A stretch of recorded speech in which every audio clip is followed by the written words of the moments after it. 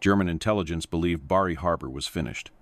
After a single night of bombing, the port was burning, the water was on fire, and more than 100 tons of poison gas had been released into the harbor. Not dispersed, not neutralized. Trapped, mixed with oil, coating everything beneath the surface. Their assessment was blunt. No harbor survives that. 3 months, 6 months, maybe longer. Chemical contamination on this scale had never been cleaned during a war. But Bari didn't just stop functioning. It became something worse. Men pulled from the water that night survived the explosions. They escaped the flames. Some even walked away.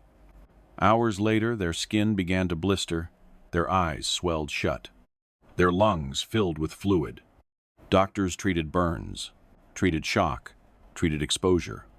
Nothing worked. Patients stabilized, then died. Whatever was killing them wasn't fire. It wasn't shrapnel, and it wasn't supposed to be there at all. Official reports called Bari a conventional air raid. Unofficially, the harbor itself had turned into a weapon. And while men were dying in hospital beds, Washington issued an order that bordered on insanity. The port had to reopen. Not eventually, not when it was safe. In 21 days. The problem was simple to describe and impossible to solve. Every wreck was coated in poison. Every cable, every chain, every inch of the harbor floor. Standard salvage methods meant certain death. There were no protective suits, no doctrine, no precedent. If the engineers followed the rules, they would die. If they failed, the Italian campaign would stall. German intelligence believed Bari was destroyed. What they never imagined was that American engineers would attempt the unthinkable, to enter a poisoned harbor, invent solutions under fire, and clean a chemical battlefield against the clock. And the price they would pay would be hidden for years. If you want more real World War II stories that were buried, censored, or forgotten, support the channel by liking the video and subscribing. It's how these untold histories stay alive. When German intelligence officers reviewed the aftermath of the Bari air raid, their conclusion seemed obvious. On the night of December 2nd, 1943, Bari Harbor had absorbed a blow no port was designed to survive. Ammunition ships detonated one after another. Fuel tankers ruptured, spilling burning gasoline across the water. Piers collapsed, cranes twisted into skeletal wreckage. Entire sections of the waterfront vanished behind smoke and flame. But destruction alone was not what sealed Bari's fate. Hidden beneath the surface was something far worse. One of the ships destroyed that night carried a cargo never meant to be exposed to open water poison gas, stored for a contingency that Allied leaders hoped would never come. When that ship exploded, the chemical payload did not burn away or disperse harmlessly into the air.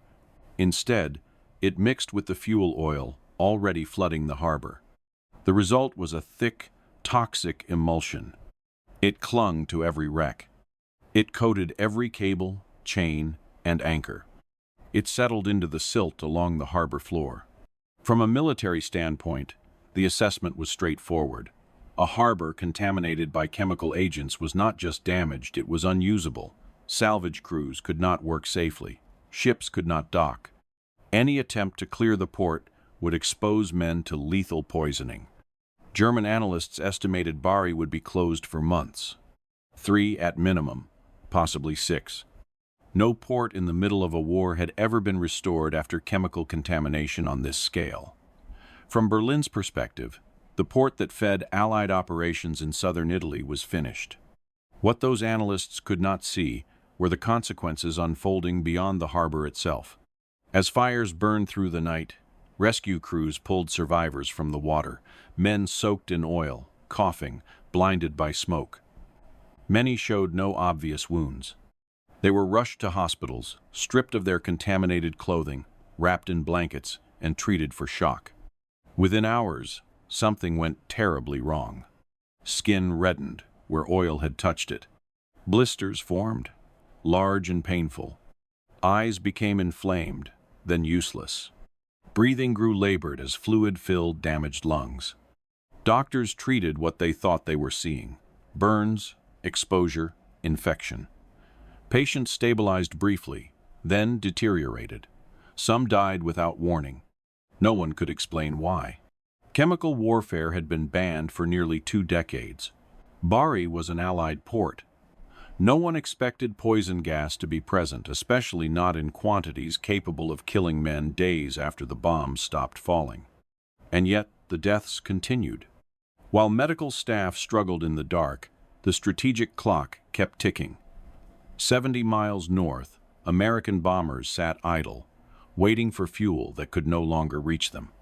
The British Eighth Army needed ammunition. The planned amphibious landing at Anzio depended entirely on supplies moving through Bari. From Washington came a demand that ignored every conventional calculation. The harbor had to reopen. Not when it was safe. Not when the contamination faded. In 21 days. That order transformed Bari from a destroyed port into a test of something far more dangerous. The problem was no longer whether the harbor could be saved, but whether men could be sent into a poisoned environment with no doctrine, no equipment, and no margin for error. German intelligence believed Bari Harbor was dead. What they never anticipated was that this assumption would be challenged not by firepower, but by engineering under impossible conditions. By the evening of December 2nd, 1943, Bari Harbor looked nothing like a battlefield. It was brightly lit, almost recklessly so. Floodlights illuminated the piers to allow unloading to continue through the night.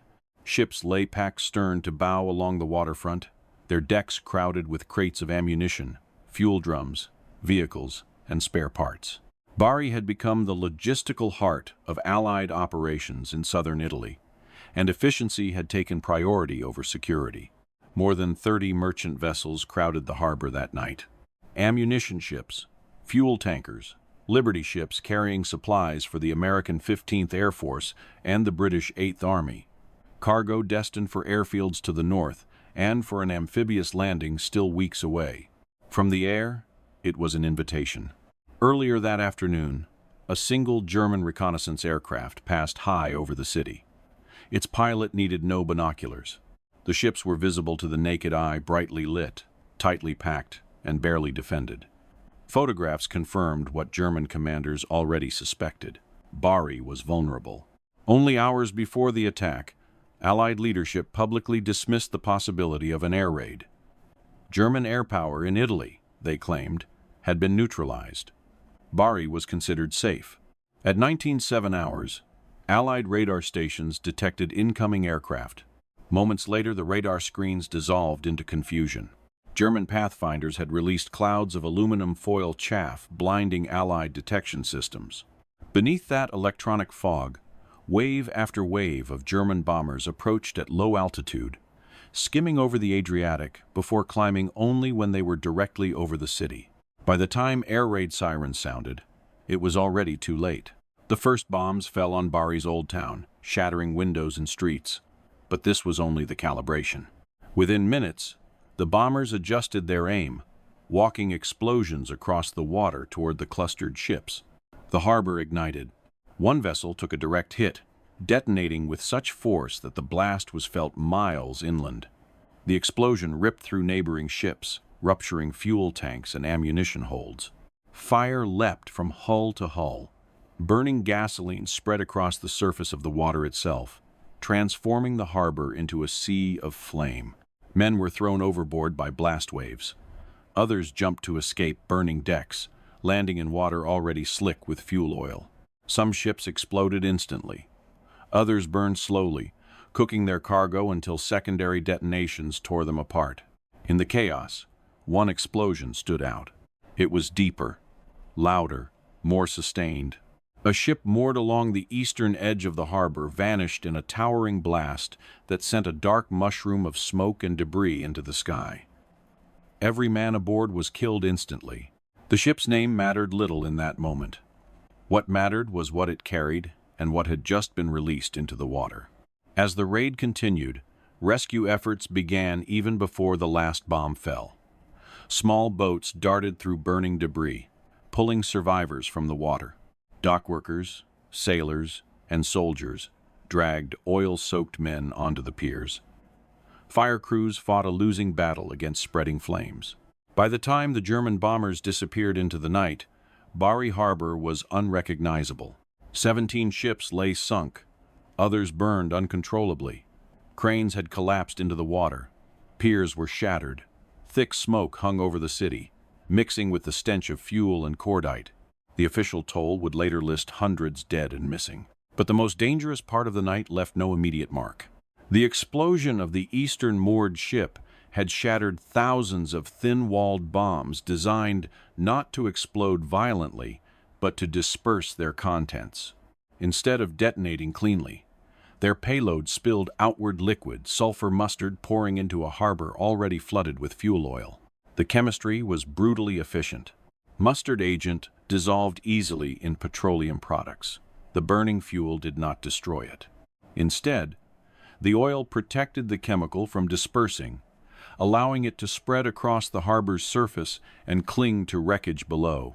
Some of the poison burned, creating choking clouds that drifted across rescue operations. Some evaporated slowly into the night air. Most of it remained where it was floating, sinking, coating everything it touched. No one recognized what was happening. Survivors were pulled from the water, stripped of their oil-soaked clothing, and treated for burns and exposure. Rescue crews handled them bare-handed. Blankets and uniforms absorbed the contamination. Hospitals filled with men who appeared lucky to be alive. By midnight, the fires still raged. By morning, the harbor was a graveyard. German intelligence would later count the wrecks and conclude the port was finished. From a distance, the judgment made sense. Bari looked destroyed beyond recovery.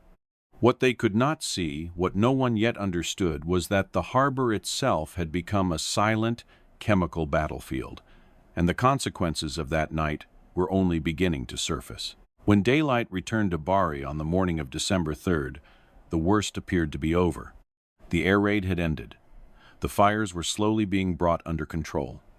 Rescue crews continued pulling bodies from the water and searching the wreckage for survivors. For the first time in hours, the city could breathe again. But inside the hospitals, something was wrong. Men who had survived the night without serious injuries began to complain of pain, not from broken bones or burns, but from a deep, spreading irritation of the skin. Red patches appeared where fuel oil had touched their bodies. Within hours, those areas blistered. Large, fluid-filled vesicles formed across legs, arms, and torsos. Doctors treated them as chemical burns caused by gasoline and fire. The patients were cleaned, bandaged, and sedated. For a short time, many appeared stable. Then their condition worsened. Eyes that had only been irritated the night before became inflamed, then useless. Vision faded, replaced by intense pain and swelling.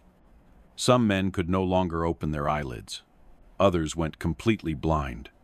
Respiratory symptoms followed: harsh coughing, labored breathing, fluid collecting in damaged lungs. Men who had been talking hours earlier now struggled to draw breath.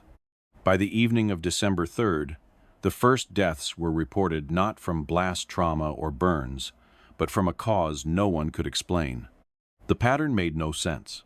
Those who had bathed immediately after rescue and changed into clean clothes showed few symptoms. Those who had remained in oil-soaked uniforms or slept without washing were the most severely affected. The injuries followed precise contact patterns, feet and legs for men who had waded through contaminated water, full-body injuries for those who had been submerged.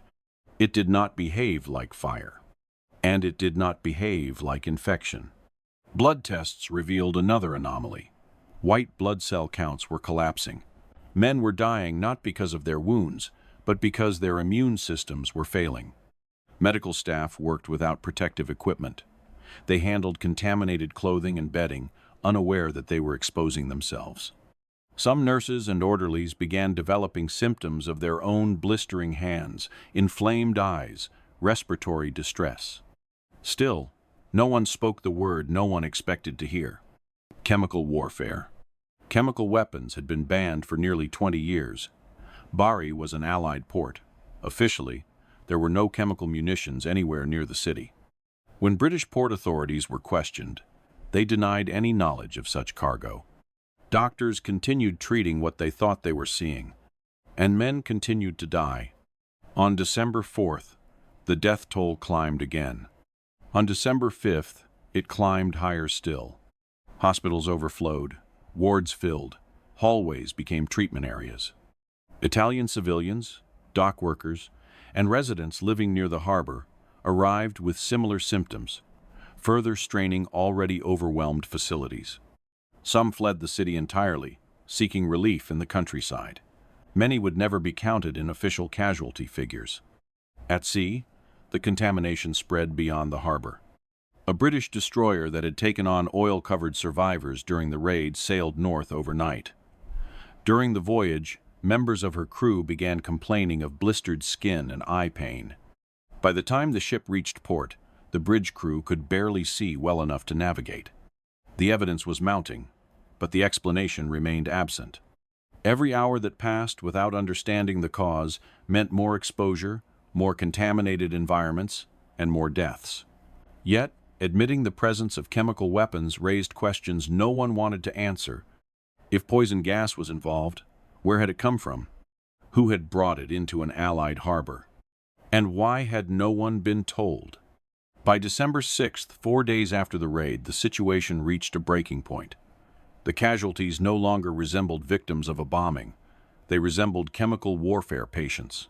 That evening, a transport aircraft touched down at Bari's airfield carrying a man whose training placed him almost uniquely at the intersection of medicine and forbidden weapons.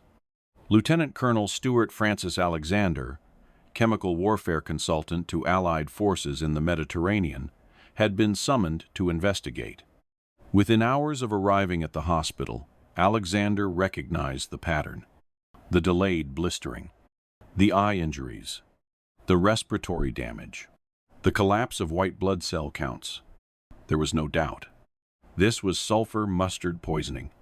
But the exposure was unlike anything described in Doctrine. These men had not inhaled gas clouds. They had been immersed in it, bathed in liquid mustard mixed with oil. Alexander began reconstructing the night minute by minute. He interviewed survivors. He mapped their positions in the harbor. He compared injuries to rescue timelines. He ordered autopsies and preserved tissue samples. The data pointed to a single conclusion. Somewhere in Bari Harbor, a ship carrying chemical weapons had exploded, and the truth had been buried beneath 30 feet of contaminated water. Lieutenant Colonel Stuart Alexander understood immediately what his conclusion implied. If mustard gas was present in Bari, then it had not come from the Germans. There had been no reports of chemical weapons used by the Luftwaffe, no intelligence suggesting a gas attack. And yet the clinical evidence was undeniable, which meant only one thing. The poison had come from the harbor itself. Alexander proceeded carefully. Chemical warfare was not just a medical issue, it was a political one. Accusations carried consequences far beyond the hospital wards. He began by asking questions that seemed harmless on the surface. Where had each patient been during the raid? How long had they remained in the water? Were they washed immediately or hours later? What clothing had they worn afterward? Patterns emerged quickly. The most severe cases clustered around the eastern side of the harbor. Survivors from that area showed deeper burns, worse eye injuries, and higher mortality rates. Those rescued farther away were less affected. Alexander sketched the harbor layout from memory, marking ship positions based on witness testimony. One location stood out again and again, an explosion larger than the others, followed by fires that burned longer and hotter. Ship number 1 on his diagram. When Alexander approached British port authorities with his findings, the response was evasive. Officials denied any knowledge of chemical munitions in Bari. They suggested alternative explanations: unusual fuel additives, contaminated oil, stress-induced illness. Alexander was unconvinced. He was cleared to the highest security level. He knew that Allied policy required stockpiling chemical weapons in forward areas as insurance against German first use. President Roosevelt had publicly declared retaliation inevitable if chemical warfare began. Such a policy was meaningless without weapons already in theater. Someone, somewhere, had brought mustard gas to Bari, and that cargo had exploded. Alexander ordered further investigation. Autopsies confirmed classic vesicant injuries. Tissue samples showed damage consistent with prolonged mustard exposure. Blood analysis matched known patterns of sulfur mustard poisoning. Still, proof was required, proof that could not be dismissed. The breakthrough came from the harbor floor. Salvage divers working amid the wreckage recovered fragments of bomb casings. The metal was corroded and scorched, but the markings were clear enough. These were not German munitions, they were American. Specifically, M47 series bombs, thin-walled containers designed to carry either incendiary agents or liquid chemical payloads. Chemical tests performed on residue taken from the casings confirmed the presence of mustard agent. The evidence was now undeniable. Alexander confronted port authorities again. This time, denial was no longer possible. Records were consulted. Registry data was cross-checked. A single ship matched the location, the explosion, and the payload capacity required to account for the contamination. The SS John Harvey, an American Liberty ship that had arrived days earlier and never unloaded. Its cargo manifest had been classified at the highest level. Captain and crew, every man who knew what the ship carried, had been killed in the explosion. The secret had died with them. When the truth reached Allied command, the reaction was swift and silent. General Eisenhower accepted Alexander's diagnosis and authorized appropriate medical treatment immediately. But the strategic implications terrified political leadership. Acknowledging the presence of chemical weapons in an Allied port risked German retaliation. It threatened diplomatic fallout. It endangered future operations. Winston Churchill insisted the matter remain classified. Orders went out. All references to mustard gas were removed from medical reports. Deaths were attributed to burns caused by enemy action. Hospital staff were instructed to maintain silence. Casualty records were altered. The truth was buried beneath layers of official language. For the doctors and nurses treating the dying, the cover-up was devastating. They now understood what had killed their patients and why earlier treatments had failed. They also knew that had they been told sooner, many lives could have been saved. But the decision had been made. The war came first. For the salvage teams preparing to enter Bari Harbor, Alexander's findings changed everything. The port was not merely blocked by wreckage. It was chemically contaminated on a scale never before encountered in naval warfare. Every submerged surface carried poison. Every dive risked lethal exposure. Every standard procedure was suddenly obsolete. British planners had estimated 3 months to restore limited operations assuming conventional salvage. With mustard contamination, even that estimate collapsed. And yet the demand from Washington did not change. The harbor had to reopen. In 21 days, the truth was now known by a handful of men. It would shape every decision that followed, but it would not be spoken aloud, and it would not appear in any official record. Bari Harbor had become a classified disaster, and the most dangerous phase of the operation was about to begin. The moment the truth became clear, every existing salvage plan collapsed. At Pearl Harbor, divers had worked in relatively clean water, cutting through steel and refloating battleships thought to be total losses. Bari was nothing like that. Here, the water itself was the enemy. Sulfur mustard was not a gas in the way most people imagined. It was a heavy, oily liquid. Mixed with fuel oil and protected from sunlight, it showed no sign of breaking down. It clung to metal. It soaked into canvas. It penetrated rubber. Every assumption underlying naval salvage doctrine was suddenly lethal. Standard diving suits offered no protection. Canvas absorbed mustard within minutes. Rubber seals softened and failed. A tear that would normally be an inconvenience became a death sentence. Yet the order from Washington was unchanged. The harbor had to reopen in 21 days.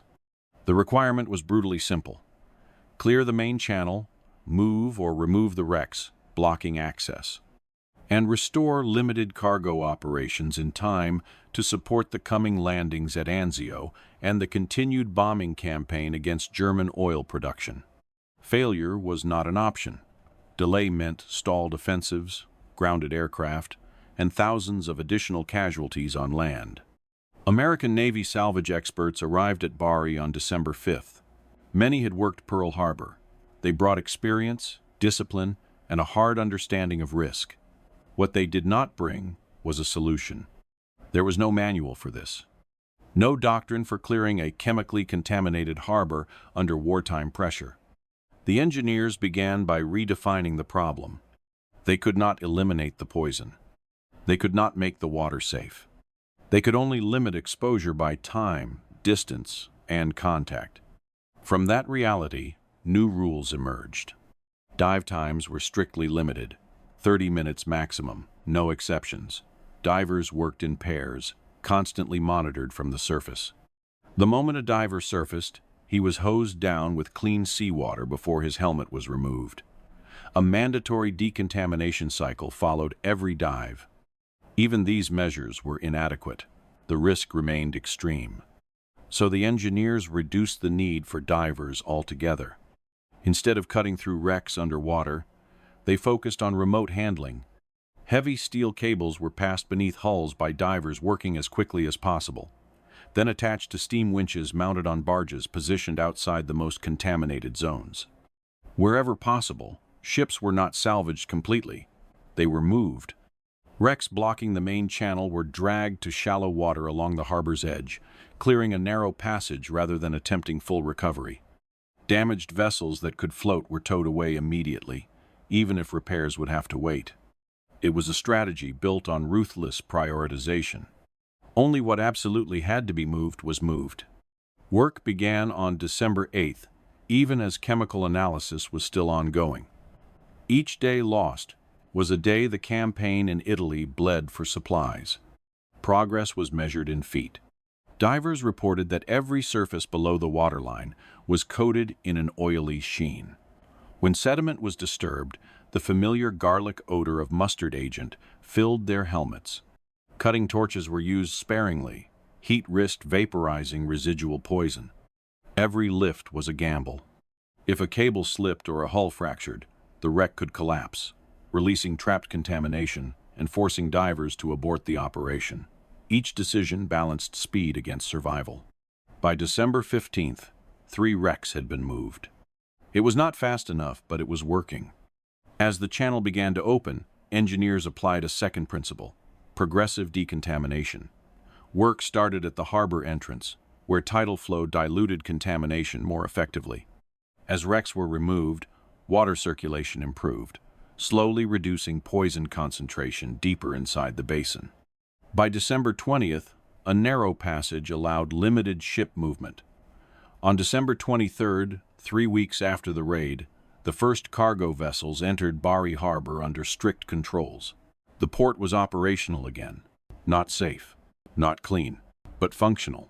The price was paid quietly. Divers developed burns and respiratory damage.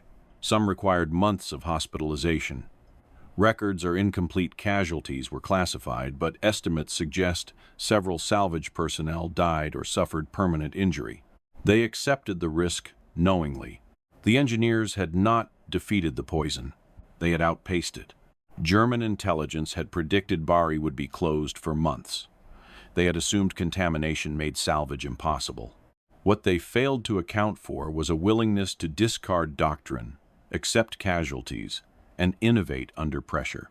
By the end of December, 8 wrecks had been cleared from the main channel. Supplies began flowing north again. Bombers lifted off with fuel that should never have reached them. The deadline had been met. But the cost, human, moral, and medical, was far from over. Reopening the harbor did not end the danger. It only changed its shape. Cargo began moving again through Bari in late December, but the water beneath the hulls remained poisoned. The wrecks had been shifted, not cleansed. Divers still entered contaminated zones daily. Dock workers handled cargo coated in invisible residue. Medical staff treated patients whose exposure would not reveal itself for days. The race was no longer against wreckage. It was against time. For the salvage crews, every dive carried the same calculation. Exposure could not be avoided, only minimized. Men inspected their suits obsessively before entering the water. Canvas seams were checked inch by inch. Rubber seals were tested again and again. A flaw measured in millimeters could mean death. Despite precautions, accidents happened.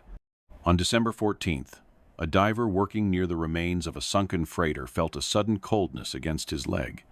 A tear no longer than 2 inches had opened along a stressed seam. In ordinary water, it would have been trivial. In Bari, it was catastrophic. He surfaced immediately. Decontamination crews worked with brutal efficiency, but mustard-contaminated water had already penetrated the suit. Within hours, blistering spread across his legs and groin. He survived, but months of hospitalization followed, and permanent respiratory damage remained. Others were not as fortunate. Records from Bari are incomplete. Casualty lists were altered. Reports were classified. But survivor accounts and later estimates suggest between 5 and 10 salvage personnel died or suffered life-altering injuries during the clearance operations. They knew the risk. They went down anyway. On shore, the danger was quieter but just as persistent. Stevedores handling recovered cargo developed burns on their hands where ropes and crates carried residual contamination. One dock worker suffered severe chemical burns when a fuel drum soaked his shirt with poisoned oil. Laundry workers processing uniforms and bedding developed symptoms days later, unaware they had been exposed at all. Civilians fared worse. When the vapor cloud from the harbor drifted inland on the night of the raid, it blanketed densely populated neighborhoods near the waterfront. Families fled, their homes coughing, blinded, disoriented. Many never reached hospitals. Others avoided them, fearing overcrowding or quarantine. They vanished into the countryside. They were never counted. Official records would later list 83 deaths directly attributed to mustard exposure among military and merchant personnel. The real number accounting for civilians and delayed fatalities was almost certainly far higher. Estimates range from 1 to 2,000. But numbers alone could not capture the human cost. In hospital wards, doctors now knew what they were treating, but too late for many. Proper mustard exposure protocols existed. Immediate decontamination, specific supportive care, isolation of contaminated materials. Had that knowledge been available on the first night, mortality could have been cut dramatically. Instead, silence had been enforced. Men died without knowing why their bodies were failing. Nurses treated patients while unknowingly poisoning themselves. Medical staff watched white blood cell counts collapse and organs shut down, unable to explain the cause to the dying. The cover-up worked. Germany never learned that Allied chemical weapons had been stockpiled in Bari. Hitler never cited the disaster as justification for initiating gas warfare in Europe. Strategically, the secrecy may have prevented escalation. Morally, it carried a cost measured in lives. As December turned to January, Bari Harbor slowly approached full operational capacity. Supplies flowed north. Bombers resumed sustained operations. The Anzio landings went forward at higher cost, but not abandoned. By February 15, 1944, the port officially returned to normal operations. The poisoned water had been diluted to non-lethal concentrations. The wrecks were gone, the cranes rebuilt. The surface gave no hint of what had happened beneath. But the consequences did not end there. For years after the war, survivors reported chronic respiratory illness, unexplained skin flare-ups, neurological symptoms. Their medical records offered no answers. The truth remained classified. The men who died at Bari were remembered as victims of enemy action. The divers who risked everything were praised quietly, their injuries undocumented. And the lessons learned about chemical exposure, medical response, and hazardous recovery were buried alongside the truth. The race against death had been won by the calendar, but it had been paid for in silence. The official story of Bari was simple: a successful German air raid, heavy losses, a damaged port quickly restored. The truth was anything but. For 16 years after the war, what had really happened at Bari Harbor remained classified. Medical records were altered, reports were censored. Death certificates listed burns, shock, or enemy action, never chemical poisoning. The cover-up achieved its immediate objective. Germany never learned that the Allies had stockpiled chemical weapons in a forward port. Hitler never used Bari as justification to unleash gas warfare in Europe. Strategically, silence may have prevented escalation. But silence came at a cost. Doctors who treated the wounded never learned why their patients died. The medical community was denied critical information about large-scale mustard exposure in mixed environments. Lessons that could have saved lives elsewhere were locked away. Men died who did not have to. Those who survived carried the consequences quietly. Respiratory illness, chronic skin damage, neurological symptoms that followed them for decades. Many never received recognition or proper medical explanation. And yet, from that suppressed data, something unexpected emerged. Lieutenant Colonel Stuart Alexander did not stop documenting what he saw at Bari. Despite classification, his meticulous records, symptom progression, blood analyses, autopsy findings were preserved within restricted archives. After the war, researchers reviewing Alexander's data noticed something extraordinary. Sulfur mustard did not merely injure tissue. It selectively destroyed rapidly dividing white blood cells. The same mechanism that caused immune collapse at Bari suggested a possibility no one had considered before. If mustard could kill fast-growing cells indiscriminately, could it be controlled to target cancer? In 1946, researchers at Yale began experimenting with nitrogen mustard compounds. By 1949, the first chemotherapy drug was approved for clinical use. Modern cancer treatment traces part of its origin to Bari. A weapon designed to poison had revealed a pathway to healing. Millions of lives would later be saved by therapies born indirectly from a disaster never meant to be studied. The irony was complete. Bari Harbor stands today as a functioning commercial port.